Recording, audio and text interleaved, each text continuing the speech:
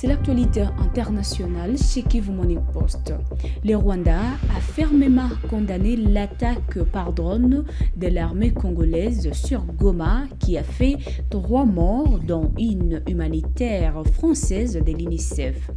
Olivier Nduhungirehe dénonce un ciblage de civils et accuse la communauté internationale de rester silencieuse face à ces violences. Blaise Bassabosse pour plus de détails.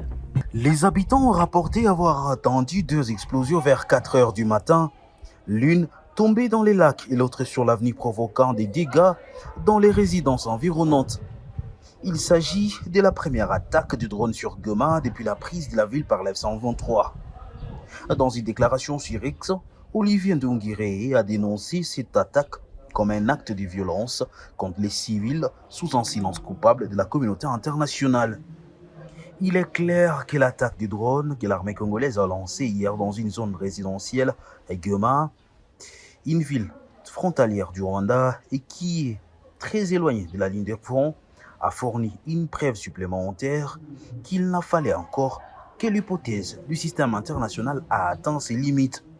Et pour cause, l'extrême brutalité des attaques des drones et le cynisme maladroit de Kinshasa dans son déni non d'égal qu'est l'extrême faiblesse et la couardise des réactions internationales qui ne font qu'enhardir le président Tshisekedi, ces génocidaires FDLR, ces criminels Ouazalendo et des mercenaires étrangers qui ont tout maintenant carte blanche pour continuer leurs attaques meurtrières contre les populations civiles.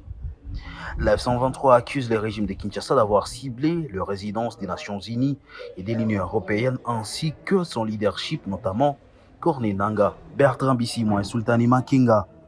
Le Rwanda déplore que les attaques des drones de l'armée congolaise, répétées depuis plus d'un mois dans les nord et sud Kivu, touchent désormais des zones résidentielles éloignées des lignes de front, accentuant la vulnérabilité des civils et des humanitaires. Olivier Nduhungirehe a souligné que ces types d'actions illustrent les limites de la diplomatie et de la réaction internationale face à ces violences, dénonçant une provocation grave à la frontière rwandaise. Il a également rappelé qu'une dénonciation récente du président Kagame sur l'usage des drones dans l'est de la RDC. Le ministre a enfin insisté sur la nécessité pour la communauté internationale de respecter les droits internationaux et de protéger les civils, dénonçant ce qu'il considère comme une hypothèse systématique dans les traitements des crises régionales. Cette attaque intervient dans un contexte étendu où les offensives de l'armée congolaise appuyées par les drones ciblent régulièrement les zones contrôlées par la F-123, notamment à Masisi et dans les Minembwe. La F-123 accuse Kinshasa de lui imposer la guerre en prenant la population civile pour cible des attaques des drones en violation de cessez-le-feu et du droit international humanitaire. Le Sénégal a payé 471 millions de dollars à des créanciers internationaux, évitant ainsi un incident de paiement de préservant sa crédibilité financière. Le Premier ministre Ousmane Sonko a annoncé le retrait de 71 titres miniers de carrière, dont 11 en or, 8 en argile, 5 en basalte, 8 en calcaire et 14 en castérite pour mieux encadrer l'exploitation des ressources nationales. Suivant. Au niveau des infrastructures également, mais avant d'aller aux infrastructures, je voudrais, pour ne pas sortir du secteur du ministère de l'Énergie et des Mines, aborder 2 ou 3 autres questions, notamment sur les mines et carrières.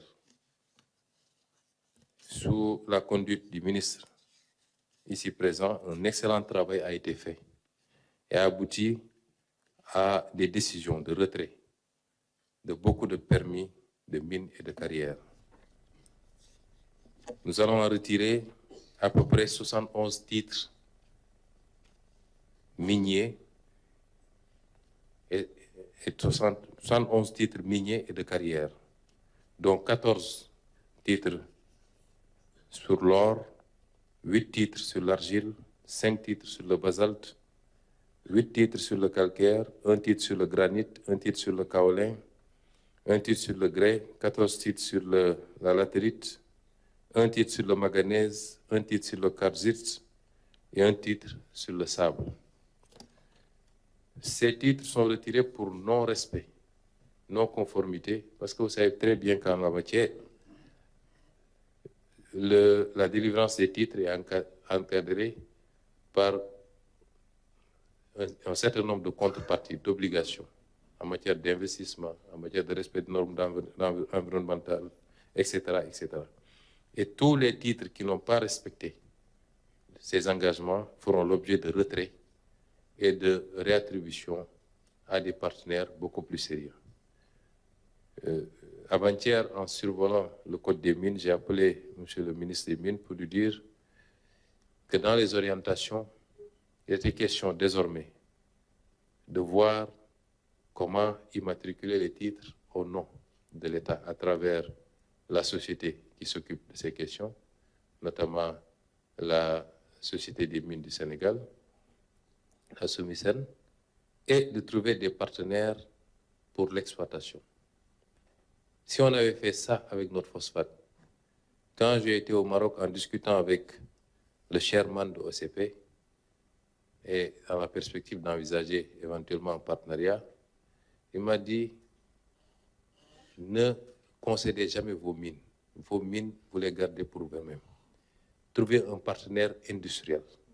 C'est ce que le Maroc a fait pour que OCP soit le numéro 1 mondial. Ici, on donne tout et on se donne rendez-vous dans 25 ans pour de maigres retombées. Cela ne se passera plus comme ça et nous allons changer complètement la façon de faire. Toujours dans le cadre de ce ministère et sur l'excellent travail du directeur général de l'ASER, M. Jean-Michel Sen, des contrats ont été renégociés très tôt dès notre arrivée au pouvoir. Je vais citer le contrat de AEPOE et le contrat de Sagencom. Ces contrats ont permis de faire des économies de 11 milliards. Ces renégociations ont permis de faire des économies de 11 milliards 588 millions et d'électrifier 534 localités supplémentaires. Ceci est appréciable parce que ça vous donne un aperçu sur le niveau de prédation qu'il y avait sur nos ressources à travers la surfacturation et les surcoûts.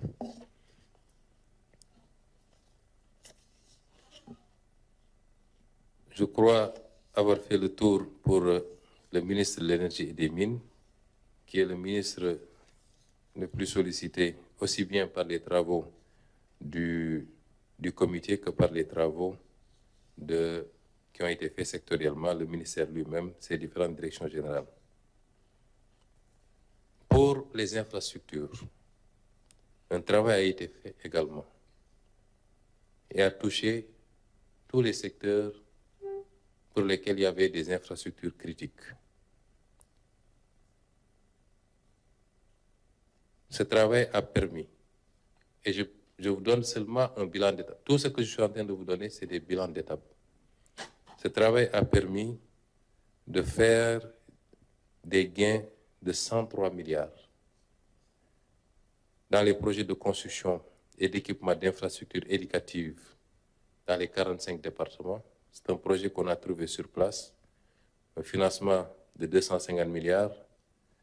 Nous avons pu faire un gain de 30 milliards, soit 12% de surfacturation, accepté par le partenaire qui nous a permis de redéfinir la convention, de signer un avenant qui tienne compte de ce qu'on vient de dire. Le montant révisé passe de 250 milliards à 220 milliards. Et nous avons opté de réorienter ce gain de 30 milliards dans la construction et l'équipement de 2000 salles de classe supplémentaires en remplacement des abris provisoires.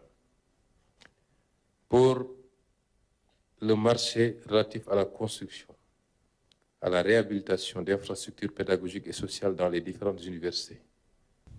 Poursuivons, selon l'opposant français Jean-Luc Mélenchon, Benjamin Netanyahu a menacé le Liban de le début de la guerre à Gaza en 2023 et aurait un plan d'expansion territoriale. Aujourd'hui, Israël a bombardé les centres de Beyrouth.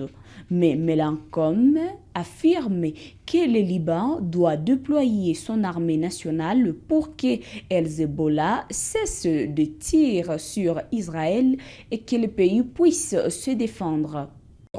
Quand Netanyahou a commencé à taper, il y a ceux qui ont cru le baratin de la propagande israélienne et ceux qui ont un peu de connaissances historiques et un peu de connaissances géopolitiques. Ils savaient que à partir du moment où Netanyahou décidait de passer de « on a le droit de se défendre » à la destruction méthodique de Gaza, ce qu'on a su très vite, parce qu'on l'a vu faire, on a vu qu'un tel niveau de bombardement avait une finalité. On a su que tout le reste y passerait. Or, si vous voulez, il n'y a rien qui soit une nouveauté stupéfiante dans ce qu'il est en train de faire. Le cas syrien, c'est l'occupation du plateau du Golan. Sur ce plateau, il y a du pétrole et il y a la flotte. Le plateau du Golan, le point d'accrochage avec les Libanais, c'est la pointe du plateau, parce qu'elle touche le Liban Sud. Donc quand il entre au Liban Sud, c'est pareil. On avait entendu les menaces sur le Liban dès le début de la guerre à Gaza. Quand Netanyahou avait dit « vous les Libanais, vous la fermez ou sinon on va venir et on vous ramènera à l'âge de la pierre ». Ça avait été dit à peu près, je crois que le mot « âge de la pierre » a été utilisé, qui est une vieille formule qui avait été utilisée par le général Westmoreland à propos des Vietnamiens, qui avait dit « nous allons ramener le Vietnam du Nord à l'âge de la pierre ». Donc si vous voulez, la totalité du plan, à plusieurs reprises on l'a eu. C'est un plan d'expansion territoriale et évidemment dans cette expansion territoriale, la question de l'Iran, ça peut paraître bizarre, mais était une des limites. Puisque les gens qui veulent résister s'appuyaient sur, au milieu de toutes ces contradictions, sur l'Iran et les moyens que l'Iran mettait à la disposition des autres.